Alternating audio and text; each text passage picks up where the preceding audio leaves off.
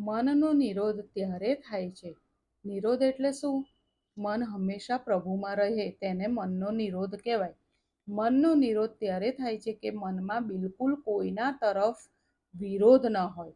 મનમાં વિરોધ ન રાખો, વાસના ન રાખો, એ નિરોધમાં વિઘ્ન કરે છે. તેના વિનાશથી મનનો નિરોધ થાય છે. નિરોધમાં વિઘ્ન કરનાર વિરોધ અને વાસના છે. જગતના કોઈ જીવ સાથે વિરોધ ન રાખો. જગતના ભોગ પદાર્થો ભોગવવાની વાસના ન રાખો. નિરોધ થાય એટલે અનાયાસે જીવને મુક્તિ મળે છે. શ્રી કૃષ્ણ લીલામાં અનાયાસે મનનો નિરોધ થાય છે.